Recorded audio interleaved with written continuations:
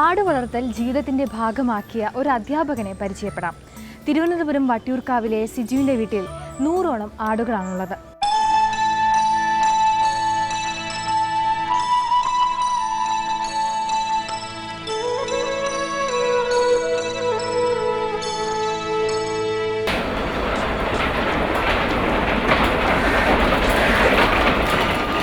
ബെല്ലടിച്ചാൽ കൂട്ടത്തോടെ ഓടിയെത്തും, അനുസരണയോടെ ഭക്ഷണം കഴിക്കും. സ്കൂൾ അധ്യാപകനായ സിജു തൻ്റെ ആടുകളെ വളർത്തുന്നതും തികഞ്ഞ അച്ചടക്കത്തോടെ.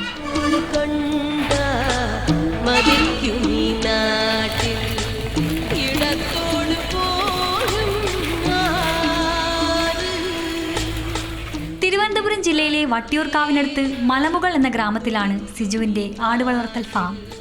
പൂവാർ ഹയർ സെക്കൻഡറി സ്കൂളിലെ അധ്യാപകനായ സിജു കെ ഭാനുവും കാർമൽ ഹൈസ്കൂളിലെ അധ്യാപികയായ ക്രിസ്റ്റീനയും 1.5 വർഷം മുമ്പാണ് ഫാം തുടങ്ങുന്നത്.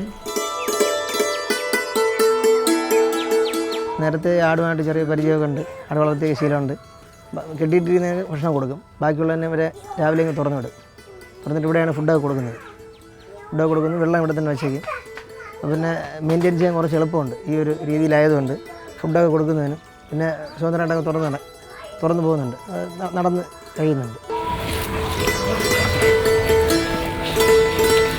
നാടൻ, മലബാറി, യമുനാബാരി, സങ്കരയിനം തുടങ്ങി വിവിധ ഇനത്തിൽപ്പെട്ട 100ഓളം ആടുകളാണ് ഇവിടെ ഫാമിലുള്ളത്. സഹായത്തിന് 3 ജോലിക്കാരുമുണ്ട്.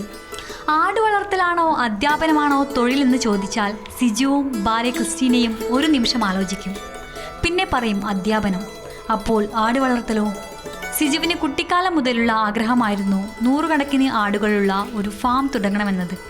ജോലി കൊണ്ട് അധ്യാപകനായെങ്കിലും തൻ്റെ മനസ്സറിയുന്ന ഒരാൾ ജീവിതത്തിലേക്ക് വരികയും മനസ്സിൽ കണ്ടതുപോലെ ഫാമിന് യോജിച്ച ഭൂമി ലഭിക്കുകയും ചെയ്തതോടെ സിജു തൻ്റെ ആഗ്രഹം സാധിക്കുകയായിരുന്നു.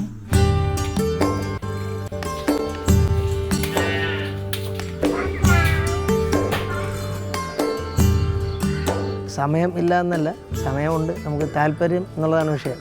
താല്പര്യം ഉണ്ടെങ്കിൽ സമയം നമ്മൾ കണ്ടെത്തും. പാലുൽപ്പന്നങ്ങളുടെ വിപണനത്തെക്കാൾ ആടുകളെ വാണിജ്യാടിസ്ഥാനത്തിൽ വളർത്തി വിൽക്കുകയാണ് ഫാമിൻ്റെ ലക്ഷ്യം. അതുകൊണ്ട് ആവശ്യത്തിന് മാത്രം പാൽ കറന്നെടുക്കുകയും ബാക്കി ആടുകളെ കുടിക്കാൻ അനുവദിക്കുകയും ചെയ്യുന്നു.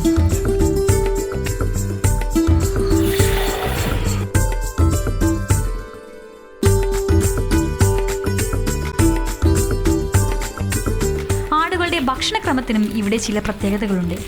പോഷകാംശങ്ങളും ഔഷധ ഗുണങ്ങളും ഒരുപോലെ അടങ്ങിയിട്ടുള്ള വാഴയില, ക്യാബേജ് ഇല, തെങ്ങോല തുടങ്ങിയവയാണ് ആടുകളുടെ ഭക്ഷണക്രമം. ആഗ്രഹിച്ചതുപോലെ ഒരു ഫാം തുടങ്ങാനായെങ്കിലും അത് തുടർന്നു കൊണ്ടുപോകുന്നതിനും വ്യവസായമെന്ന രീതിയിൽ വിജയിപ്പിക്കുന്നതിനും ഏറെ നാളത്തെ അധ്വാനം ആവശ്യമാണെന്ന് സിജുവും ഭാര്യയും ഒരുപോലെ വിശ്വസിക്കുന്നു. ഞങ്ങളുടെ വീട്ടിൽ താമസിച്ചപ്പോൾ ഒരു 100 ആട് വരെ വളർത്തണമെന്നൊരു ഭയങ്കര ആഗ്രഹമായിരുന്നു.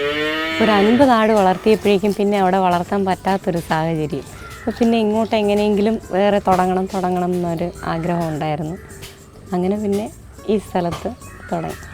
മറ്റ് കൃഷിക്ക് അനുയോജ്യമല്ലാത്തതും ആടുവളർത്തലിന് അങ്ങേയറ്റം യോജിച്ചതുമായ ഭൂമി കയ്യിൽ വന്നതാണ് കുട്ടിക്കാലത്തെ ആഗ്രഹം നടപ്പിൽ വരുത്താൻ സിജുവിന് പ്രേരണയായത്. ഒപ്പം പൂർണ്ണ പിന്തുണയുമായി ഭാര്യയും കൂടിയപ്പോൾ മലമുകളിലെ 2.5 ഏക്കർ ഭൂമി ആടുകളുടെ കരച്ചിൽ കൊണ്ട് നിറഞ്ഞു.